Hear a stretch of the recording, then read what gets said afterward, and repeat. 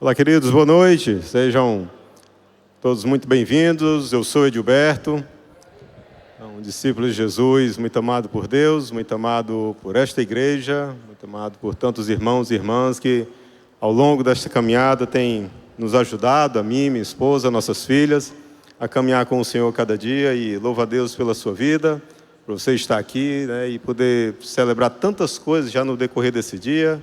Um dia com batismo, como já foi falado. E agora a nossa sequência durante esse mês daquilo que temos sido como igreja desafiados a viver, a questão dos mandamentos recíprocos. Estava sentado ali há pouco com Rejane e olhando para esta frase, se você não observou ainda aqui em cima, na verdade um versículo bíblico, de João 15:12, né, de amem uns aos outros como eu vos amei. E é nesta pegada, nessa tônica que nós temos caminhado ao longo desse período, desses meses, desses 2 meses. Queridos, queria convidá-los a lerem comigo, abrir a Bíblia, ou nós aqui como IBC, temos já nos acostumados a ler sempre aqui no telão. Eu não sou ainda, ou não tenho ainda a didática do pastor Armando para ler todos na mesma pegada, então para não correr o risco, eu vou ler e você pode ficar à vontade. Se você quiser ficar de pé, se você quiser ficar sentado, se você quiser ler junto, se quiser ouvir, fique muito à vontade, tá bom? Então, Tiago 4, apenas os versos 11 e 12, um trecho muito interessante da palavra de Deus. Eu espero que o Senhor nos dê sabedoria e entendimento para compreender a vontade do Senhor nesta noite para as nossas vidas. Então, verso 11 do capítulo 4 de Tiago. Irmãos, não falem mal uns dos outros. Eita, começar logo. Não falem mal uns dos outros. Se criticam e julgam uns aos outros, criticam e julgam a lei. Cabe-lhes, porém, praticar a lei e não julgá-la. E aí o verso seguinte: somente aquele que deu a lei é juiz, e somente ele tem poder de salvar e destruir. Algumas versões, NVI traz, por exemplo, que somente um é legislador e juiz, e só ele tem poder para salvar ou destruir. Portanto, que direito vocês têm de julgar o próximo? Vamos orar. Deus, eis-nos aqui, Pai. Obrigado, Senhor, por mais um dia, Deus. Mais um tempo que o Senhor separa para a Tua igreja, Deus, para abrirmos a Tua palavra. E aqui na dependência do Senhor, do Teu Espírito Santo, que o Senhor nos ajude, Deus, a compreender a verdade desta palavra, Deus. Como isso deve ser vivido nas nossas vidas, ou por nós na caminhada, dentro e fora da igreja, Senhor. Em nome de Jesus, Deus, nos ajuda. Um tema desafiador, difícil, Deus, de vivermos, mas que no Teu Espírito, Senhor, nós cremos que o Senhor pode nos dar força para praticarmos de acordo com a Tua vontade. Louvado seja o Teu nome, é o que pedimos e agradecemos no nome de Jesus, Deus. Amém. Bom, queridos, como antecipei, né, e eu vi aqui que o pastor Daniel e o pastor Hamilton perguntaram se tinha alguém nos visitando. De repente, você está vindo pela primeira vez hoje, de repente, boa noite também, se você está nos acompanhando pela internet, de repente você está nos assistindo pela primeira vez, de repente você veio semana passada e está pegando aqui essa temática. Nós temos ao longo deste ano trabalhado a ênfase dos uns aos outros. Especificamente, nos meses de março e agora abril, nós temos trabalhado muitas dos mandamentos recíprocos, compreendendo que a vida cristã é uma vida de mutualidade. É vida na vida, é relacionamento, é ao redor da mesa, uns com os outros, literalmente. Isso é cristianismo. E de forma bem específica, né, desde o início de março, temos trabalhado esses mandamentos recíprocos. Alguns tão conhecidos como este, que acabei de ler, que está aqui em cima na nossa estrutura. Amar uns aos outros, suportar uns aos outros, sujeitai-vos uns aos outros, instruí-vos uns aos outros, exortai-vos uns aos outros, estimular uns aos outros, semana passada, servir uns aos outros e tantos outros versículos que nos desafiam a viver esses mandamentos recíprocos. E claro, a ideia hoje não é fazer um resumo, não é que no primeiro domingo falamos isso, segundo, nada disso. É só para que você possa entender, sobretudo, você que está chegando aqui hoje, ou nesta semana, neste mês, sem entender de onde viemos, por onde temos passado, e para onde queremos ir. Isso tem um começo, um meio e um fim, e, sobretudo, para além do conhecimento, como é que isso pode ser impactante, desafiador e verdadeiro para mim e para a sua vida. E hoje, para além desses outros versículos que nós já estudamos, não só versículos, mas desafios da vida cristã, eu diria que, pelo menos para mim, parece que o desafio é mais intenso. Em geral, quando nós lidamos com os mandamentos recíprocos, como os que mencionei há pouco, né, alguns dos exemplos, são cerca de 40 mandamentos recíprocos, somos muito desafiados, talvez até mais desafiados, a tomarmos uma postura mais ativa, do ponto de vista do que fazer, aquilo que somos desafiados por Deus, da perspectiva do que preciso fazer para com o meu próximo. Eu preciso amá-lo, eu preciso servi-lo, eu preciso chorar com ele, mas de alguma forma isso é uma postura mais ativa, a fim de que a unidade do corpo de Cristo seja preservada e o amor de Jesus possa ser testemunhado a toda e qualquer pessoa, ao seu próximo, ao meu próximo, a quem Deus colocar na nossa vida. E é por isso que a Bíblia fala tanto de amar uns aos outros, perdoar uns aos outros e carregar as cargas uns dos outros. Sem isso, nós não vamos viver unidade, nós não vamos caminhar juntos em unidade. E o raciocínio é, por amor a Jesus, haja com o outro como Jesus agiria. Esse é um princípio muito básico da vida cristã, que está lá em Mateus 7,12, acho que está aí na nossa tela. Em todas as coisas, façam aos outros o que vocês desejam que eles lhes façam. Essa é a essência de tudo que ensinam a lei e os profetas. Quem não gosta de ser amado? Quem não gosta de ser perdoado? Quem não gosta de ter alguém para chorar consigo naquele momento mais difícil? Quem não gosta de ter alguém que possa suportá-lo no momento em que você perdeu a paciência? E ontem, pastor Hamilton aqui foi uma palavra desafiadora para os casais, eu imagino que muitos estavam aqui. Quem não gosta de, num momento de conflito, ter a esposa ali com a palavra branda, de repente o marido com a palavra branda, ser amado, ser perdoado, nós gostamos. O desafio é que nós também precisamos fazer. A vida cristã não é só esperar que o outro seja um super crente, super cristão, e possa estar sempre pronto para me amar. É preciso que ele também esteja, mas nós também precisamos estar prontos também para esses momentos mais difíceis. Nessa perspectiva, queridos, os mandamentos, eles recíprocos, né, podemos dizer que eles são construtivos. Eu faço algo para que isso possa acontecer, para que o amor possa chegar lá. Eu amo minha esposa, eu amo o meu vizinho, eu amo as pessoas à minha volta, ou eu deveria amar essas pessoas, na perspectiva de construir um relacionamento sólido, a unidade do corpo. Essa unidade que é construída, aliás, pelo Espírito. Nosso desafio não é construir unidade, nosso desafio é apenas preservá-la. Está lá em Efésios 4.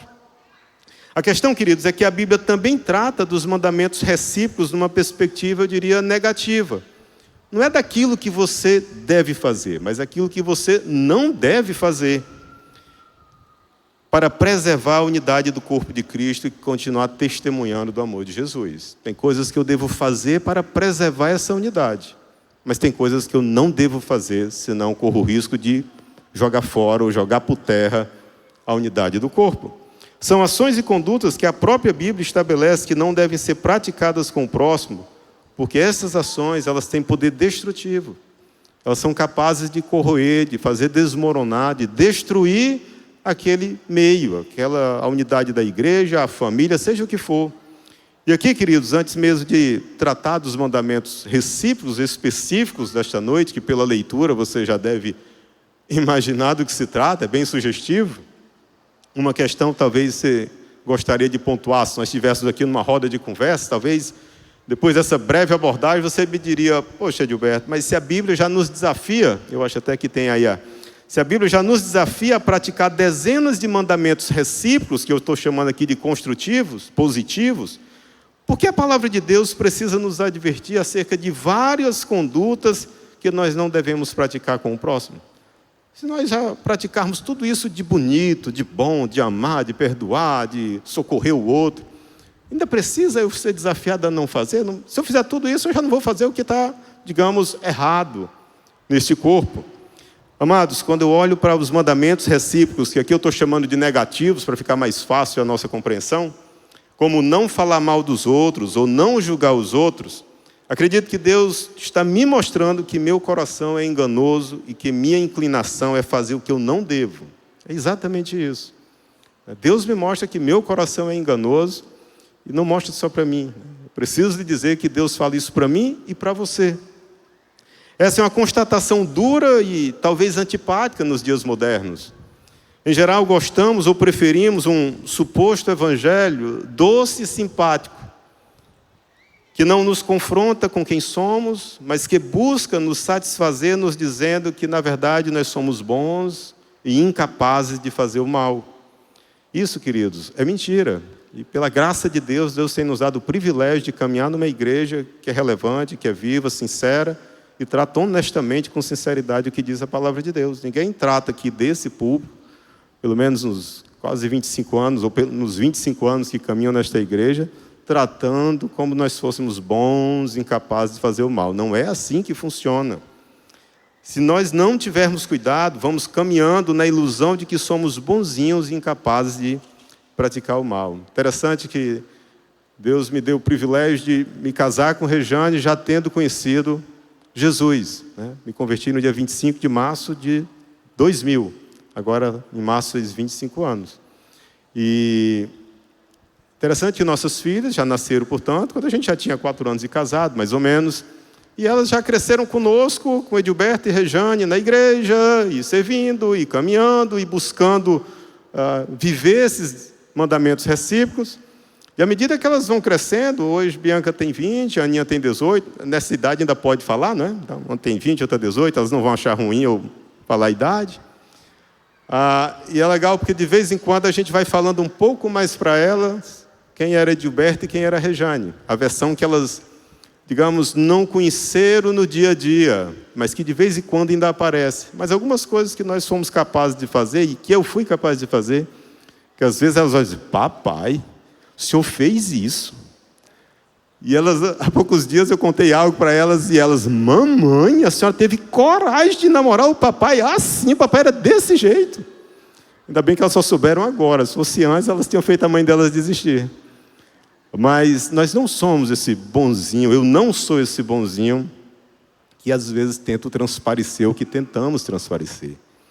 E o mais legal é que a Bíblia é enfática, tanto em nos desafiar a sermos construtivos nos relacionamentos, quanto em nos advertir acerca de comportamentos que são destrutivos. Se você ficou incomodado, querido, com essa afirmação, achando que você e eu somos bons, porque nós somos crentes, porque somos cristãos, porque somos evangélicos, porque somos católicos, não importa. Se você me perdoe se você ficou incomodado, preciso lhe dizer que não é isso que a Bíblia diz, que nós somos bonzinhos, né? As mães gostam de dizer, mas meu filho é tão bonzinho, e eu sou o mais velho dos homens, da casa dos meus pais, então vi muito essa história, mas meu filho. Mas olha só o que é que a Bíblia diz, Jeremias 17:9. Esse é um texto que nós, como crentes, não podemos esquecer. Aqui o profeta Jeremias falando lá para Israel, mas a essência do nosso coração não mudou em nada, querido. O coração humano é mais enganoso que qualquer coisa e é extremamente perverso. Quem sabe de fato o quanto é mau? Esse é o seu coração e o meu coração, na perspectiva do fabricante, né? Olhando para o manual, olha o que é que o fabricante diz sobre nós, né? É coração perverso e enganoso. Em Jeremias ainda, capítulo 4, se você achou, não, mas isso é um texto perdido, talvez Edilberto tirou do contexto. Olha o que diz Jeremias capítulo 4, 22. Meu povo é tolo e não me conhece, diz o Senhor. São crianças sem juízo, que não entendem coisa alguma. E agora, digamos a parte mais enfática. São astutos. Tem uma palavra, numa outras traduções, que é uma palavra que meu avô materno gostava muito de citar, inclinado, né? O verbo inclinar. Algumas traduções dizem, são inclinados para o mal. Essa daqui diz, são astutos para fazer o mal, mas não tem ideia de como fazer o bem. Isso somos nós, né? Você e eu somos assim, coração perverso, enganoso, inclinado para fazer o mal. É duro, queridos, não? Assim, talvez, né, você até tenha se espantado. Poxa, Edilberto, às vezes até fala manso, podia até ser mais gentil com a gente. E, claro, a ideia aqui não é ser antipático, tá bem? Mas tratar com sinceridade o que a palavra diz sobre você e eu. E fique em paz, Deus nos amou, nos ama, nos aceitou, e Jesus morreu por nós sabendo de tudo isso. Isso não é nenhum segredo que estamos lendo, que Jesus não sabia, não. Não, foi Deus que mandou escrever. E Ele sabe que somos assim, mas mesmo assim Jesus veio e morreu por nós. Somos assim, amados, como escreveu o apóstolo Paulo. Fazemos o que não queremos, mas o que queremos, isso nós não fazemos. Então, queridos, voltando aqui para você agora entender e ir nos mandamentos recíprocos negativos, perceba que precisamos levar a sério esses mandamentos que a palavra de Deus nos desafia a viver. Porque eles nos advertem sobre comportamentos que naturalmente somos inclinados a praticar.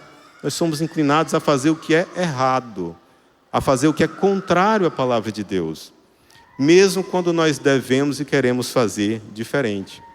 E talvez você ainda esteja, não, mas não é verdade, né? Isso é talvez uma técnica de oratória para chamar a atenção das pessoas.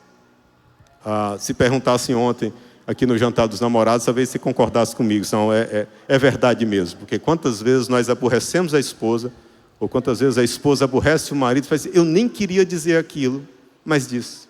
E lá vai o conflito se instalar, mas quem veio ontem saiu, né, pastor Hamilton? Habilitado a resolver conflitos. Mas se você ainda está achando muito sério, eu lembro que há uns 20 anos, eu participei de uma formação, e ali tinha uma atividade bem interessante. E aí a gente fez várias atividades, até que no final, aliás, no meio, por fim, lá, teve uma atividade, éramos 20, 25 pessoas, e a instrutora lá colocou, o que é que você gosta das pessoas, o que é que você acha que faz bem, o que é que você acha que faz melhor, e você, lavar o carro, eu lavo o carro como ninguém, eu dirijo como ninguém, e tá aí, na hora de falar bem, tem uma lista enorme. E aí teve uma pergunta que era assim, o que é que você não gosta nas pessoas? Pode falar, o que é que você não gosta? Uma coisa que você não gosta nas pessoas. Dessas 20, 22 pessoas, eu acho até que já contei essa história aqui. Uma disse algo diferente, mas as outras todas disseram a mesma coisa. Eu não gosto de falsidade. Talvez se nós estivéssemos usando o aplicativo, mente aqui, e você pudesse dizer, antes de eu ter falado a história, talvez você perguntasse, o que é que você não gosta das pessoas? Certamente falsidade seria campeã, porque ninguém gosta de estar com alguém em quem você não confia, em quem você está conversando e sabe que quando sair dali ele vai estar falando mal de você, porque ele já chegou falando mal de alguém. E tem um ditado bem antigo lá no sertão que diz que quem traz faz o quê? Quem traz leva, não é verdade? Então ninguém gosta de falsidade. Bom, mas hoje, queridos, vamos falar apenas sobre um conjunto desses mandamentos específicos, uma combinação de comportamentos que, embora diferentes, se relacionam e são capazes de revelar como está nosso coração diante de Deus, porque são destrutivos, e porque somos tão destrutivos nos relacionamentos uns com os outros. E aí, para sermos mais didáticos, vamos falar um de cada vez, começando pelo primeiro, já é o início do verso 11 do capítulo 4 de Tiago, que diz, olha, não falem mal uns dos outros. Simples assim, não precisa você interpretar muita coisa. Às vezes, mas é porque depende de interpretação. Não, não depende. Não fale mal uns dos outros, é simples assim. Preparados, queridos, né? Voltando para o texto de Tiago, diz a palavra, irmãos, não falem mal uns dos outros, se criticam e julgam uns aos outros, criticam e julgam a lei. Cabe-lhes, porém, praticar a lei e não julgá-la. E aqui, olhando para essa primeira parte, eu recordo que quando eu soube desse tema, que viria para eu trazer aqui da igreja, eu lembro que eu perguntei para a Rejane, disse, Lindona, o que é que tu entendes sobre falar mal uns dos outros? E aí eu estou mencionando a pergunta que fiz para ela, porque talvez você fique, o que é que significa falar mal dos outros? O que é que você acha sobre o que é isso, se nós pudéssemos falar aqui? Interessante que isso nos faz refletir um pouco, não é verdade? Parece que é mais fácil nós fazermos do que conceituarmos. É muito mais fácil falar mal do que a gente fazer aqui uma digressão do comportamento que acaba mencionando aspectos negativos de outra pessoa, né? Pense um pouco, será que você já falou mal de alguém?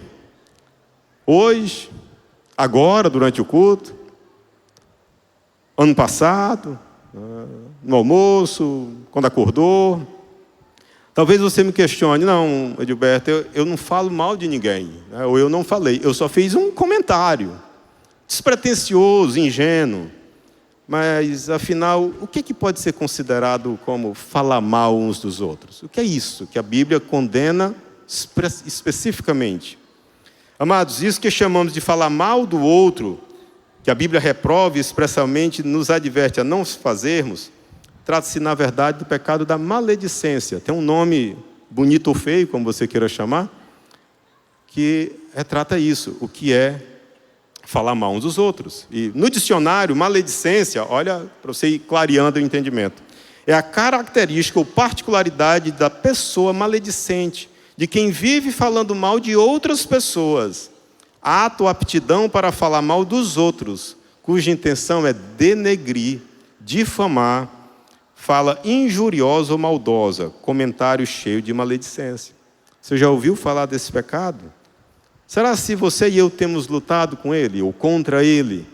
Ou será tem sido de repente um amigo, né, uma pessoa ou algo próximo da nossa vida, e isso de repente talvez nem tenha nos aborrecido?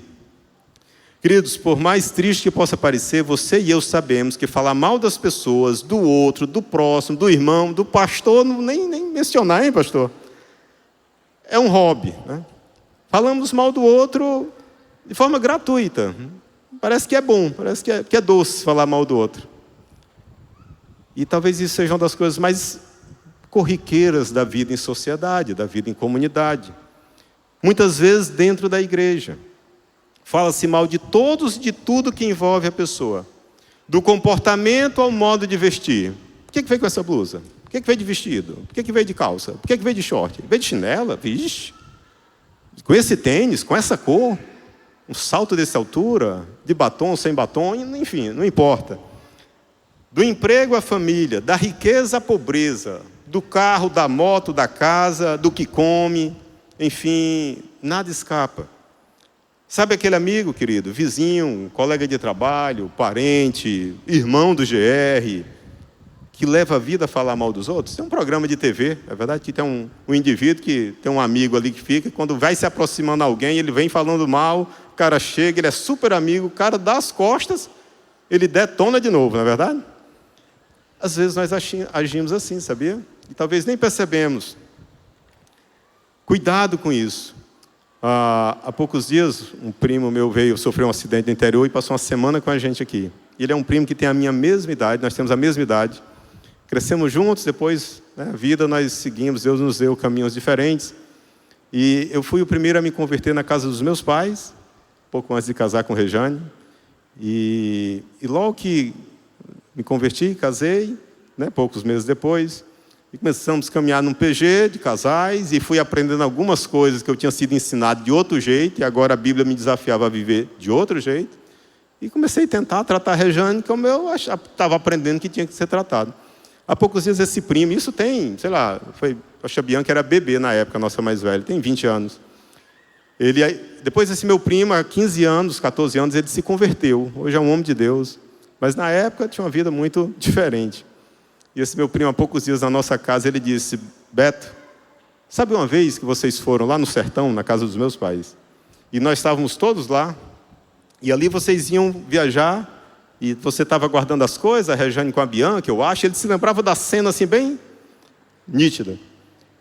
Lembra quando você disse assim: Lindona, onde é que eu coloco suas calcinhas? Eu estava guardando as coisas na mala. Ele disse: quando você saiu, aquilo gerou um comentário. Eu disse: pronto. É exatamente assim. Não escapa nada, né? Não importa o que é que você está fazendo. Sempre vai ter alguém ali para achar que está errado, lhe criticar. O mais interessante é que a Bíblia, quando fala da maledicência, nos dá uma dimensão muito clara e assustadora do que consiste esse pecado. Queridos, e não poderia ser diferente. Enquanto a Bíblia nos desafia a preservarmos a unidade do corpo de Cristo, a atitude de falar mal dos outros age exatamente de forma contrária, destruindo os relacionamentos. Quantos de nós já não vimos divisões de famílias, de igrejas, de grupos de amigos, de equipes de trabalho, de casamentos? Simplesmente porque as pessoas falavam mal umas das outras. Marido fala mal da esposa, a esposa fala mal do marido, os pais falam mal dos filhos, os filhos falam mal dos pais. Dentro da igreja, irmãos falam mal uns dos outros, falam mal dos pastores, é uma confusão. De outras igrejas, né? Não é aqui, isso não acontece na IBC, né? Não à toa, queridos, 1 Pedro 2:1, olha só o que aqui diz, você já leu esse texto. Livrem-se, pois, de quê?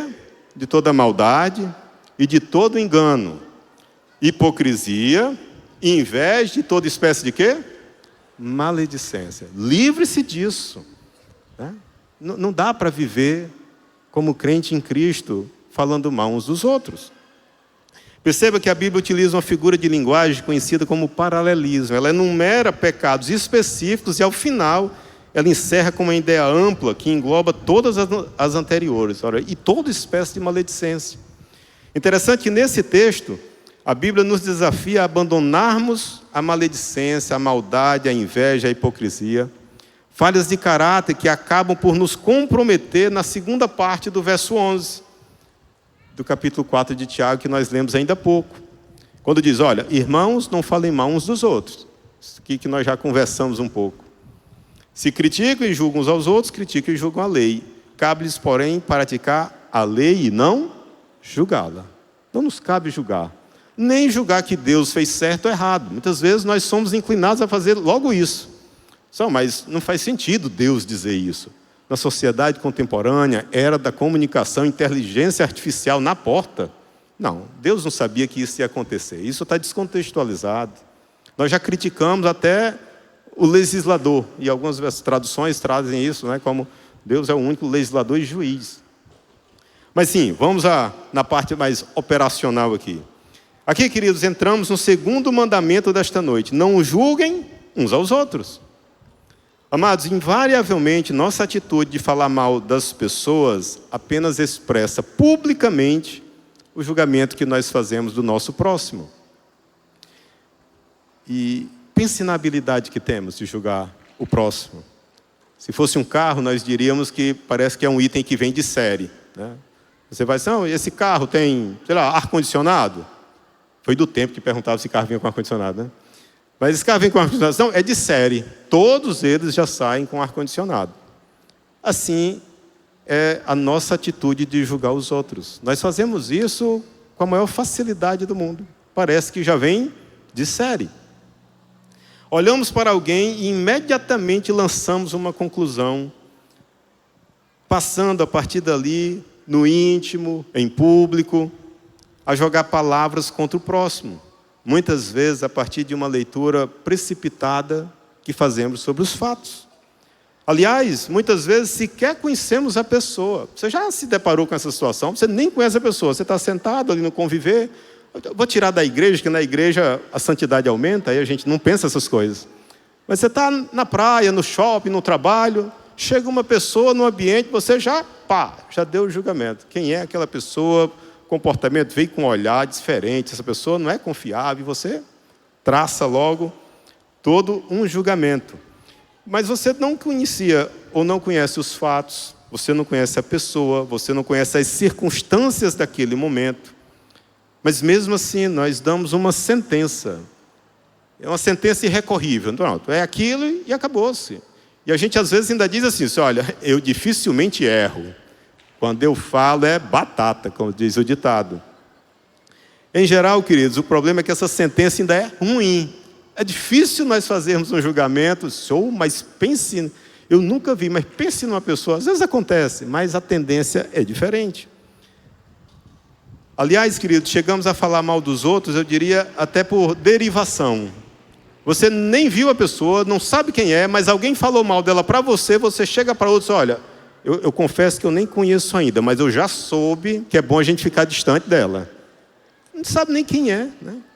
Mas você já fez um julgamento que alguém falou mal dela para você, que já tinha feito um julgamento, e aí nós vamos falando mal dos outros, que nós nem conhecemos, nós nunca vimos. Queridos, percebe a relação de falar mal de falar mal e julgar os outros? Infelizmente, como disse, nós somos hábeis nessa atividade. Olhamos ao nosso redor, não faça isso, tá bem? Para não cair nessa tentação. Olhamos ao nosso redor e temos a tendência, a inclinação, como diz em Jeremias, de escrutinar as pessoas, né? De já fazer né, uma análise, um scanner. Tem uns exames mais modernos hoje, né? Eu não sou da medicina, mas já ouvi falar de uns exames modernos que né, faz ver tudo o que tem por dentro. E às vezes nós achamos que fazemos isso e temos poder para isso, e nós devemos fazer isso, e saímos fazendo. Peneiramos os outros de acordo com a malha que entendemos aplicável. No sertão, eu vivo dizendo que vim de lá, no sertão tem uns equipamentos de pesca, né? Aliás, não é só no sertão, hoje tem pesca bacana aí que o pessoal vai, mas você pesca com alguns equipamentos. Você tem uma rede, né? No sertão se chama de galão, então você bota uma rede no açude, onde for. Tem outros equipamentos, tem uma tarrafa, e é um equipamento menor, e tem outros e tal. E aquilo tem uma malha, um espaço, né? E dependendo daquele espaço, o seu direcionamento é para pegar este ou aquele peixe. Se a malha for muito pequena, vem tudo, mas em compensação, se tiver peixe grande, ele arrebenta tudo e não vai servir de nada. Então você tem que fazer isso adequadamente. E nós fazemos isso às vezes quando vamos julgar as pessoas. Nós estabelecemos a malha, então ela não passa nada ali. E aí nós vamos julgando os outros. No final não passa ninguém. No máximo nós aumentamos a malha um pouquinho quando nós queremos aprovar uma pessoa, que nós temos um pouco mais de afinidade. Não, essa aqui eu gosto mais, eu até relevo um pouco e tal, talvez foi uma dificuldade que ela teve. Assim, queridos, todos à nossa volta passam a ser julgados. Taxamos os outros como insuportáveis, antipáticos, insensíveis, grossos, maliciosos, preguiçosos, arrogantes, maldosos, soberbos, hipócritas, falsos, não crentes. Às vezes a gente diz, eu tenho minhas dúvidas se fulano realmente é crente. Eu não tenho como ter certeza, nem tenho como dizer que não é. Mas o compromisso dele é com Deus. Se ele é ou se não é, um dia na glória a gente pode saber, até se nós vamos estar mesmo, né? Então, mas às vezes nós somos muito exigentes nessa malha. O pior é que muitas vezes nós sequer conversamos com a pessoa. Nós sequer ouvimos a pessoa. Apenas chegamos a essa conclusão com base em impressões ou por ouvir dizer. Para além de todos os erros em julgar de forma precipitada ou enviesada, sem conhecer os fatos e as circunstâncias, a atitude de julgar o outro vai contra o que a própria palavra de Deus estabelece. Ao dizer que, olha, vocês não foram constituídos como juízes. Quem é você? Quem é você você não foi constituído como juiz. Quem sou eu, né? Não fui constituído como juiz pela palavra de Deus para sair julgando as pessoas com relação a comportamento cristão. O pior é que quando fazemos isso no corpo de Cristo, queridos, a desgraça parece ainda maior. Para além de todos os erros de julgar de forma precipitada, nós acabamos assumindo o papel que Deus não nos colocou. E corremos o risco de fazer aquilo que nós condenamos o inimigo de Deus. Rapaz, como é que pode? O inimigo de Deus, o diabo, era um anjo de luz. Estava lá bem posicionado, né? A gente gosta logo da hierarquia. E ele faz uma besteira daquela, é lançado no inferno. Não era melhor viver daquele jeito? E de vez em quando nós somos tentados a assumir o lugar de Deus. A julgar as pessoas quando Deus diz, olha, você não foi constituído para isso. Só um é capaz de julgar, é o Senhor. Por isso o verso 12 diz, nos cabe simplesmente cumprir a lei, já que nós não fomos constituídos juízes sobre o próximo. É como talvez no futebol. Não que seja o melhor exemplo para mim, que eu não sei jogar, mas eu sei a regra. Então, pelo menos o futebol, né, mais comum, são 11 de um lado, 11 de outro. Eu acho que ainda é assim. Imagine só que um jogador diz que, num determinado momento, sofreu pênalti, ele pega a bola e já vai bater o pênalti, e bate e sai comemorando no gol. Qual é a reação do outro time e da torcida? Vem cá, o árbitro marcou ou não marcou? Não, não marcou. E por que ele está dizendo que foi pênalti, bateu o pênalti e quer que seja um gol? Não, amigo, você não tem autoridade para isso não. Você não foi constituído árbitro, juiz da partida.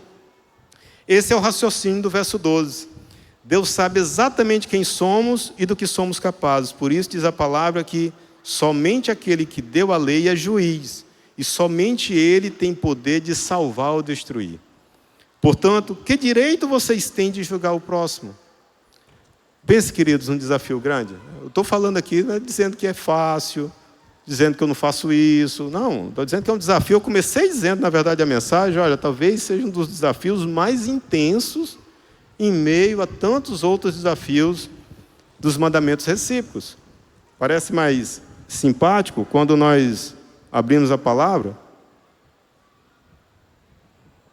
e somos desafiados a amar uns aos outros. Aí os exemplos são maravilhosos. Mas o falar mal uns dos outros, julgar uns outros, nos deixa assim numa posição tanto incômoda. E é para mim também. Aqui, por favor, em nome de Jesus, não acho que eu estou dizendo aqui que é fácil e nem que eu faço isso. Não. É para todos nós. Nosso desejo de julgar o próximo é tão forte que assumimos um posto para o qual Deus nunca nos chamou. Aliás, nesse quesito, queridos, a palavra de Deus traz uma advertência muito forte do tipo, quem nós estamos pensando que somos? Quem eu penso que sou? Ou quem você pensa que é? Para estar julgando o próximo, né? O Filho de Deus, a criatura de Deus, né? A criação do Senhor. Agora, interessante que como nós crentes somos assim desculpa a expressão, um bicho esperto, nós tentamos converter o nosso pecado, aquele pecado, né, da maledicência, ou então do julgamento, coisas feias, nós convertemos, tentamos transformar em algo mais ameno. E aí nós tentamos mudar a natureza da ação, ou seja, nós negamos que estamos falando mal, ou que estamos julgando, e na verdade nós dizemos só assim, não, eu acho que Deus me deu um discernimento. Deus pode até dar um discernimento, mas às vezes nós confundimos discernimento com julgamento. E saímos julgando as pessoas sem nenhum discernimento. Algo do tipo, né? Às vezes chegamos para os outros, olha, não quero julgar, mas Deus está me dando um discernimento muito ruim sobre aquela pessoa. Se eu fosse você, não me aproximava. Será assim, não era importante você conhecer um pouco mais a pessoa até chegar a uma conclusão dessa? Né? E ver se é o caso ou não de se aproximar. A gente ainda vai falar um pouco mais sobre isso, talvez a gente esteja um pouco inquieto, né?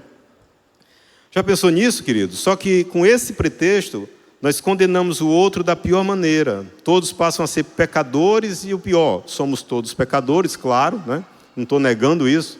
Mas nessa inclinação de condenar todos, nós evidenciamos muito mais esse desprezo pelo outro, de tornar todos condenados, pecadores e indignos da graça de Deus. Não acredito que Deus tem um plano para aquela pessoa. Não pode, né? Como é que pode Deus? Não, será que Deus não sabe o que foi que aquela pessoa fez? Somos capazes de fazer esse tipo de raciocínio. Saímos dos fatos e atacamos a pessoa. Aliás, muitas vezes sequer existem fatos, é simplesmente uma percepção, uma leitura e um juízo que fazemos do coração do outro. Achamos que somos capazes de ler o coração dos outros e proferimos a pior sentença possível. E aqui alguns exercícios assim, para a gente refletir um pouco se estamos lidando bem com isso. Você já considerou que as pessoas podem ter dias difíceis? E talvez aquele momento seja apenas um momento? Você já pensou que o irmão do seu lado, né, se quiser olhar para o lado, pode olhar. Se for a esposa, dê um sorriso. Se for o marido, abre um sorriso. Se for um irmão que você não conhece, abre os sorrisos também. Você já pensou que o irmão do seu lado pode estar de cara mais fechada porque está triste em razão de algum problema de saúde ou alguma perda na família? No julgamento que fazemos do outro, já nos ocorreu que essa pessoa pode estar com um problema sério, sei lá, no casamento, com os filhos, no emprego, talvez com o desemprego. Você já considerou seriamente a possibilidade de seu irmão, aí do lado, ter tido uma história de vida completamente diferente da sua e da minha? De repente enfrentando abusos, maus tratos, talvez violência física, talvez de violência emocional, psicológica, dentro ou fora de casa. Se você considerou tudo isso, você acha que é razoável nós julgarmos o coração do próximo por um momento, por uma foto, por um olhar, com base numa imagem ou num episódio isolado da vida? Queridos, quando Jesus foi acusado de ter desrespeitado o sábado, nós conhecemos todo o texto. Lá em João 7, ele diz, olha, não julguem de acordo com as aparências, mas julguem de maneira justa. Nós conhecemos o texto. Sem o devido compromisso com o próximo, vamos movimentando a roda da desgraça. Quanto mais julgamos o outro, mais falamos mal dele. E como falamos mal do próximo, isso vai gerando o quê? Mais julgamento. E isso vai girando ou alimentando a roda da desgraça. Isso é chamado, queridos, de viés de confirmação no julgamento. Você já sabe o que pensa, onde quer chegar, e vai juntando elementos para confirmar a percepção inicial. É um viés de confirmação, né? Temos essa inclinação de fazer isso. Percebe a relação entre falar mal e julgar o próximo? A grande questão, amados, é que o julgamento do coração é uma prerrogativa que só o Senhor é capaz de fazer. Ainda assim, buscamos usurpar a função, o lugar de Deus, como um jogador que busca apitar o jogo de futebol. Esse nosso comportamento revela a nossa desobediência à palavra de Deus, além de nos mostrar os riscos de agirmos contra a vontade do Senhor, especialmente o de sermos condenados na mesma régua ou na mesma malha, para usar o termo que eu falei ainda há pouco. Aquilo que Mateus 7 trata. Nós conhecemos o texto, mas é aquele texto que a gente passa mais rápido. Mateus 7, 1-5, diz claramente: olha, não julguem para não ser julgados. E esse é o desafio maior. Olha só, pois vocês serão julgados pelo mesmo modo como julgam os outros. Agora ficou mais difícil, né? O padrão de medida que adotarem será usado para medi-los. Por que você se preocupa com o cisco no olho do seu amigo, enquanto há um tronco, uma trave no seu próprio olho? Como pode dizer a seu amigo: deixe-me ajudá-lo a tirar o cisco de seu olho, se não consegue ver o tronco no seu próprio olho? Hipócrita, primeiro livre-se do tronco no seu olho, então você verá o suficiente para tirar o cisco do olho do seu amigo.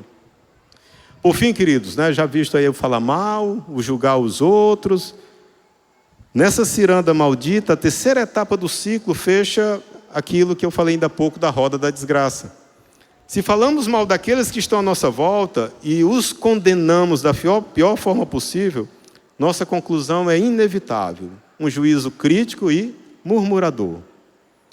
Como corpo de Cristo, se julgamos uns aos outros segundo o padrão que estabelecemos e passamos a falar mal do outro de acordo com as nossas percepções, naturalmente nós passaremos a ser críticos do próximo e da própria igreja, reclamando, murmurando. Afinal, olhamos para um lado e para o outro e não tem nenhum bom, só um bando de desgraçado merecedor da condenação. Lembro que na semana passada o pastor Armando falou sobre estimular uns aos outros. E ele disse: às vezes o indivíduo fica reclamando que a igreja tem isso. Aí o pastor disse: olha, cuidado, porque se você achar uma igreja perfeita, quando você entrar nela, vai ficar imperfeita, porque você é um pecador também. E não existe a igreja perfeita. Mas nós vamos criticando, murmurando e reclamando. Interessante que esse comportamento crítico de murmuração, de reclamação, é repreendido pela própria palavra de Deus. Pois essa nossa insatisfação com o agir e o plano de Deus na vida do outro revela um comportamento de insubmissão, de ingratidão com o próprio Deus. E fica difícil nós vivermos os outros mandamentos recíprocos, o suportar uns aos outros, o amar uns aos outros, se nós não lidarmos, não tratarmos seriamente essa nossa inclinação de falar mal uns dos outros, de julgar os outros. E o texto diz de Filipenses: fazei tudo sem murmurações nem contendas. Queridos, já caminhando para a parte final, mas é possível que agora, talvez na sua mente, a vontade, se pudéssemos aqui estar uma roda de partilha, uma roda de conversa, seja: então o que é que eu faço? Quer dizer que agora eu tenho que ver tudo errado por aí, não vou fazer nada, vou dizer amém para tudo, camarada se arrebentando, e agora eu não posso mais saber o que é certo e errado? Amados, a Bíblia condena a atitude de julgar e falar mal do outro, mas em nenhum momento a palavra de Deus nos comissiona para sermos coniventes com o pecado do outro. Não há isso, em nenhum momento. A Bíblia nos desafia a amarmos o pecador, amar uns aos outros. Mas ela condena o pecado. O salário do pecado continua sendo a morte. E a Bíblia trata disso com muita clareza. Apenas nós confundimos as atividades. Amados, a Bíblia condena a atitude de julgar e falar mal. E nós precisamos lidar bem com isso para saber qual é o espaço que nós temos para agir e não pecar. Então, como proceder de forma correta? E agora uma parte, digamos, mais operacional, talvez um pouco de reflexão sobre os riscos do falar mal, de julgar o outro, de reclamar.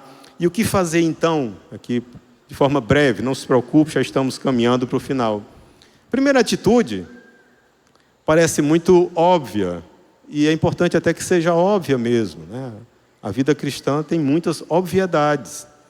Primeiro, decida caminhar em obediência à palavra de Deus. Aquilo que Jesus disse lá do homem sensato e do insensato. Aquele que ouve e pratica é minha palavra. Só ouvir não nos transforma. Aliás, só ouvir não revela mudança. Não. Nós podemos conhecer tudo e não viver nada. Amados, quando olhamos para a palavra de Deus, percebemos que não falar mal e não julgar os outros não é uma questão de achar melhor ou pior, de concordar ou discordar. É simplesmente uma questão de obediência. Deus tem por certo que esse comportamento, além de destruir os relacionamentos, alimenta uma tendência do nosso coração de querermos usurpar o lugar de Deus. De questionar Deus muitas vezes.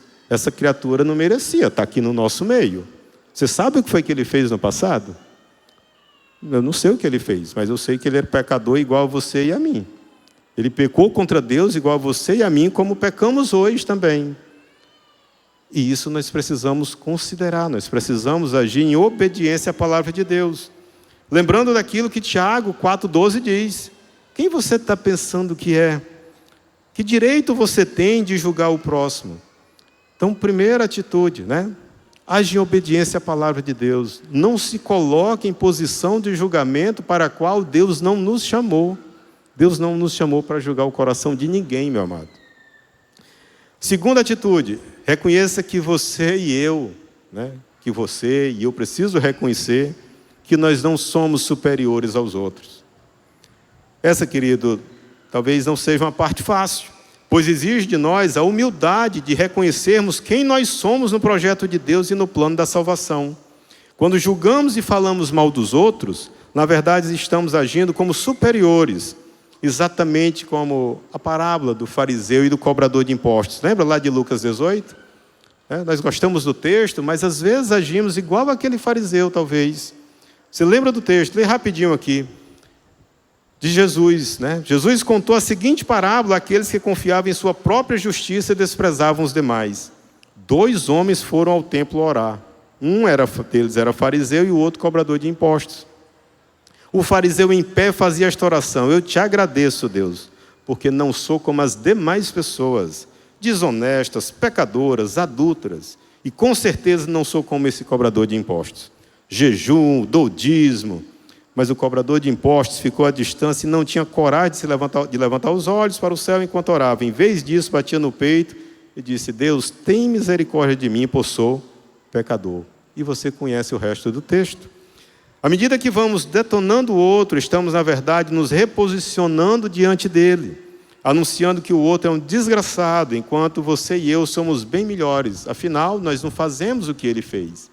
E, em geral, quando nós condenamos o outro ou falamos mal do outro, nós usamos coisas que nós não fazemos igual. Nós escolhemos alguém que faça algo errado, diferente do erro que nós fazemos. Porque aí nós condenamos assim com uma facilidade tremenda. Na verdade, amados, isso revela o pecado do orgulho, pois evidencia a percepção errada que temos de nós mesmos. Esse é o segundo ponto, Evite ou não haja como superior aos outros. O terceiro, são 4 já para a gente concluir. Terceiro ponto, ou terceira atitude, para você evitar o erro de julgar ou de falar mal dos outros. Haja com misericórdia e não com criticismo. Nós cantamos, salvo engano, a última música do louvor. Nós cantamos aqui, salvo engano, um trecho, não se preocupe, eu não vou cantar, tá certo? Misericórdia nós clamamos. Misericórdia nós clamamos. E nós cantamos isso muito. E precisamos clamar por misericórdia. Amados, caminhar com Jesus é reconhecer que nossa vida depende da graça e da misericórdia de Deus todo o tempo, todo o tempo. Por isso devemos ser gratos a Deus por sua misericórdia que se renova cada manhã em nossas vidas. Pois é exatamente pela misericórdia do Senhor, a Bíblia diz que é por isso que nós não somos consumidos. Você sabe que graça é o favor imerecido de Deus. Ou seja, pela graça do Senhor nós recebemos a bondade de Deus, mesmo não sendo merecedores. E a Bíblia diz que pela graça sois salvos, isso não vem de vós, é dom de Deus. E misericórdia é não receber o castigo de Deus, embora sejamos merecedores, por pecadores que somos. Bom, queridos, compreendido o significado de misericórdia, é necessário perceber que Deus nos chama para sermos misericordiosos com os outros. Tanto que no Sermão do Monte, Jesus nos ensinou, olha, felizes são os misericordiosos, porque receberão o quê? Misericórdia. É a única bem-aventurança cuja consequência é o retorno da própria ação. Haja com misericórdia, para que você também possa ser alvo da misericórdia. O problema é que, mesmo sendo sabedores disso, nós abandonamos a misericórdia e agimos julgando severamente o outro. Condenamos o próximo da pior forma e passamos a criticá-lo como um indivíduo que não tem jeito, como um desgraçado que, diferente de você e de mim, merece ou mereceria a pior condenação. Quando fazemos isso, desconsideramos quem somos, revelamos o orgulho do coração e nos achamos melhores e superiores. Jesus, queridos, pagou o mesmo preço por mim e por você, assim como pagou o mesmo preço por todos aqueles para quem nós olhamos como se fossem indignos da graça e da misericórdia de Deus.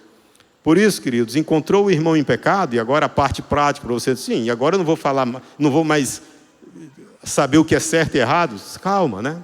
Encontrou o irmão em pecado, um dia ruim, pouco simpático, cara fechada, haja com misericórdia, como Deus age conosco.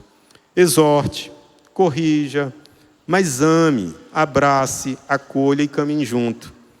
Não para errar também, mas para ajudá-lo na caminhada, estando pronto para ouvi-lo, disposto a suportá-lo e disponível para levar o amor de Jesus.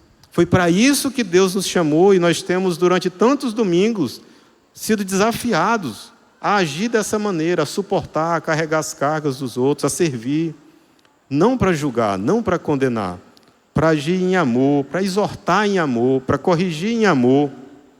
Seja intencional. Viu o irmão em pecado? Deus lhe deu discernimento que o irmão está em pecado. Haja como a Bíblia diz. Como é que a Bíblia diz? Mateus 18. Você já ouviu muito isso, Mateus 18. Tenha curiosidade, leia lá Mateus 18. O irmão pecou contra você, o que é que você deve fazer? Sair falando mal dele? Não, vá lá entre você e ele. Meu irmão, infelizmente, ontem houve aquela situação, eu acho que você agiu de uma forma errada comigo, assim, assim, assim. Ou então você viu o irmão em pecados. Meu irmão, eu vi uma situação ontem, eu queria falar contigo, eu acho que aquilo está errado. Então, age entre você e ele. Se o irmão, meu irmão, me perdoe e tal, ganhou ali o dia. Mas a Bíblia diz, se ele não lhe ouvir, faça o quê? Fale mal para os outros? Não. Chame 2 ou 3. Vá lá com mais pessoas, 2 ou 3, não precisa levar uma multidão. Olha, aconteceu isso, eu vim aqui com ele está resistente, tal. Ele continua insistindo no erro, aí você chama a igreja. Aconteceu isso, já tentei. Mas para fazer tudo isso, perceba que você não precisou sair falando mal dele, correto? Você não precisou falar mal de ninguém. Você agiu de forma intencional, tentando exortar o irmão, tentando livrá-lo do erro, trazer de volta, caminhar junto. E se ele não quis, aí está liberado do corpo. Vai lá, meu irmão, é isso que você quer fazer? Queridos, é mais fácil sair falando mal do que buscar exortar o irmão, pois muitas vezes a trave do nosso olho é maior do que o cisco que está no olho do indivíduo, aquilo que a Bíblia fala. Temos medo de conversar com o pecador e sermos acusados de hipocrisia. Porque se nós formos conversar com o irmão, talvez ele olhe para você e diga, sim, quem é você? Vai dizer que tu não fizeste essa mesma coisa naquele dia? Vai dizer, então é mais fácil a gente só falar mal dele, porque ele não vai nos acusar de nada. Então, em nome de Jesus, seja intencional. Viu o irmão em pecado, irmão, rapaz, tem um negócio, fale com ele, trate com a pessoa. Haja como Mateus 18 determina. E aí você vê a coerência da palavra de Deus. E por fim, para nós concluirmos, se o grupo de louvor quiser subir, fique à vontade. Quarta atitude para fecharmos. Busque discernir os fatos e agir com sabedoria. Não é que você não deve analisar os fatos.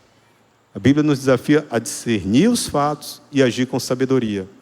Quando somos confrontados com o desafio de não falarmos mal e não julgarmos o próximo, é muito comum afirmarmos que não estamos julgando, apenas estamos agindo com discernimento dado por Deus. Queridos, eu não estou duvidando que Deus seja capaz de dar discernimento para o seu povo, e Deus dá discernimento. Discernimento é dom de Deus. Como tudo que Deus dá, o problema não é o dom, não é a bênção de Deus, é o que nós fazemos com aquilo. E aí precisamos ter cuidado com algo que eu aprendi logo no começo da vida cristã. Não transformar bênção em maldição. A Bíblia nos desafia a discernirmos os fatos, retendo o que é bom e nos afastando do mal. Tessalonicenses 5, 21. Assim, mesmo considerando que a sua leitura da situação, da pessoa, dos fatos, mesmo que tudo isso esteja correto, entenda que Deus não nos comissionou para sermos juízes, tampouco falarmos mal. Na verdade, a palavra nos adverte a não fazer isso. Então, nunca justifique a atitude de falar mal dos outros ou de julgá-los por conta do dom de discernimento que Deus lhe deu. Se Deus lhe deu discernimento, haja com discernimento. Mas isso não significa sair falando mal, sair julgando os outros ou o coração dos outros.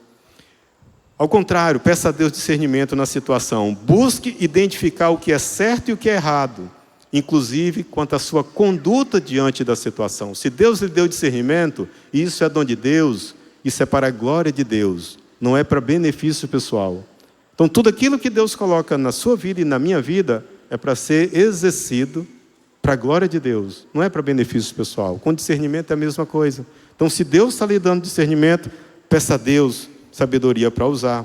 Feito isso, discernida a situação, peça a Deus sabedoria para agir naquele contexto, sendo bênção na vida do próximo, ainda que ele não concorde com você. Ainda que você vá lá, fale, trate com o irmão e ele não lhe dê ouvidos. Ainda que você gaste tempo, vá, chame outra pessoa e ele não lhe dê ouvidos.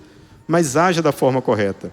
E aqui entenda, discernimento é a capacidade dada por Deus para compreender a situação e entender os elementos que estão postos no cenário, a partir do binômio certo e errado. Isso é discernimento. Você consegue discernir a situação, mas não está certo. Sabedoria é a capacidade dada por Deus para tomar decisão diante daquela situação que foi encontrada, ou que foi instalada. Isso é sabedoria. E o mais legal é que a palavra de Deus diz, olha, o temor do Senhor é o princípio da sabedoria. E aí nós voltamos para o Senhor. Porque sem a dependência no Senhor, não tem como nós agirmos com sabedoria. Interessante que pedimos infinitas coisas a Deus, até mesmo aquelas coisas que nós temos clareza que Deus nunca vai nos conceder. Mas tem algo que a palavra de Deus diz expressamente, olha aqui, se você quiser isso, Deus dá e dá em abundância. Sabe o que é? Sabedoria. Mesmo o livro de Tiago 1,5 diz, se algum de vocês tem falta de sabedoria, peça a Deus que a todos dá livremente, de boa vontade lhe será concedida. Amados, julgar os outros, falar mal do próximo, em nada contribuirá para a restauração do indivíduo. Já percebeu isso? Adianta todos nós nos reunirmos e olharmos para o indivíduo que está passando ali fora e o julgarmos e o condenarmos, isso vai melhorar o processo de restauração dele? Não vai mudar nada. Se ele souber, vai afastá-lo ainda mais. Agora, ir lá, amar, chegar junto, tratar, cuidar, apresentar Jesus e deixar que Jesus haja no coração dele, isso faz diferença. O contrário, não. Queridos, para encerrar, discernir a situação e agir com sabedoria, ainda que seja para exortar o irmão, expressando amor e cuidado, isso sim pode ser instrumento de Deus na vida das pessoas. Amém? Bom, queridos, esse é o nosso desafio de hoje, né? Muitos já ficaram nos últimos domingos. Glória a Deus, queridos, né? Glória a Deus pela palavra do Senhor, pelo Espírito Santo do Senhor, que traz entendimento para o povo de Deus e que nos dá o privilégio de viver uma igreja que trata a palavra como verdade, quando ela é doce e quando ela é amarga. Quando ela é dura, quando ela não é das mais simpáticas, mas que é necessário para que nós possamos caminhar como Jesus caminhou. Jesus não andava falando mal das pessoas. Jesus exortava, corrigia, mas amava, suportava, e era bem diferente o procedimento. E para nós encerrarmos, fique tranquilo, não vou pedir para você fazer coisa alguma, mas só reflita sobre isso. Somos muito desafiados a preservar a unidade. A palavra de Deus nos adverte disso, preserva a unidade do corpo. Então, em nome de Jesus, pratique esses mandamentos recíprocos positivos. Mas tenha cuidado para que você e eu, né? Nós precisamos ter esse cuidado para que nós não caiamos na tentação de fazer aquilo que destrói, que corrói, que causa divisão, dissensão dentro da igreja. que nós possamos dar um bom testemunho, né? Poxa, é legal você ver, essa pessoa não fala mal de ninguém, essa pessoa é incapaz de falar mal da pessoa, de julgar os outros. Peça a Deus discernimento, sabedoria. E pode ser que você hoje esteja aqui, mas como é isso, né? De repente esse texto aqui, ó, o temor do Senhor é o princípio da sabedoria, mas talvez você ainda não tenha esse compromisso com o Senhor Jesus. Talvez Ele ainda não seja o Senhor e dono da sua vida, capaz de mudar, de transformar, de fazer aquele que falava mal para agir em amor agora. E talvez nessa noite você, compreendendo a sinceridade da palavra de Deus, você, poxa, eu quero também depender desse Deus, desse Jesus que é capaz de transformar, de calar a minha boca, de controlar o meu pensamento e capaz de fazer com que eu ame os outros, porque Ele também age em amor com a minha vida. Tem alguém que hoje gostaria de entregar a sua vida a Jesus e depender desse Senhor, né, em todo e qualquer momento, nos momentos bons ou nos momentos difíceis? Há alguém nesse auditório, ou no conviver, ou na internet, que gostaria de entregar a sua vida a Jesus? Se tiver alguém, levanta uma das suas mãos, fique bem à vontade. Nós não queremos lhe constranger, mas se tiver, fique bem à vontade, nós gostaríamos de orar por você. Tem alguém que gostaria de entregar a sua vida a Jesus? Não? Sim? Não estou vendo, né? Estou de óculos, mas não vejo aqui.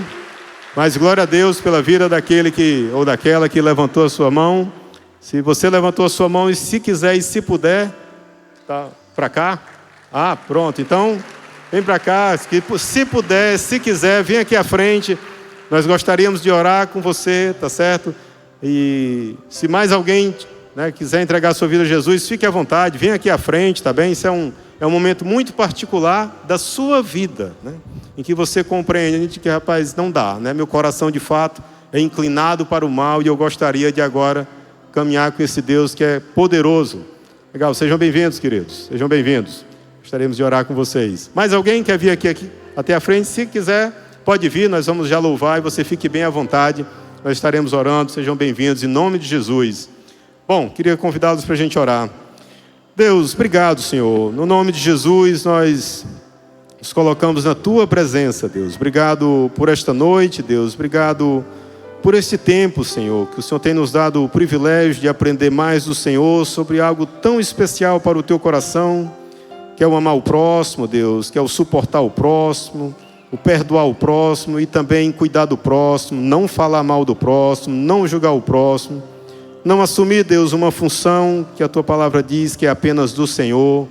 Em nome de Jesus, Deus, que nós possamos agir como servos obedientes, Deus, desafiados a praticar, a viver a Tua palavra e poder testemunhar do amor de Jesus onde estivermos, em casa, no trabalho, na escola, na igreja, na rua. Em nome de Jesus, Deus, nos ajuda a sermos discípulos verdadeiros e autênticos do Senhor. Obrigado, Deus, pela Tua igreja, pelo Teu povo, pelo compromisso que eles têm para com o Senhor. Que o Senhor possa estar abençoando esses irmãos que hoje também se achegam à família. Que o Senhor possa recebê-los, Deus, e também dar um coração transformado, restaurado. Que eles possam agir com discernimento e sabedoria a cada dia, Deus, para que o nome de Jesus seja exaltado. Obrigado, Deus, pelo Teu cuidado, e é o que pedimos e agradecemos no nome de Jesus, Senhor. Amém.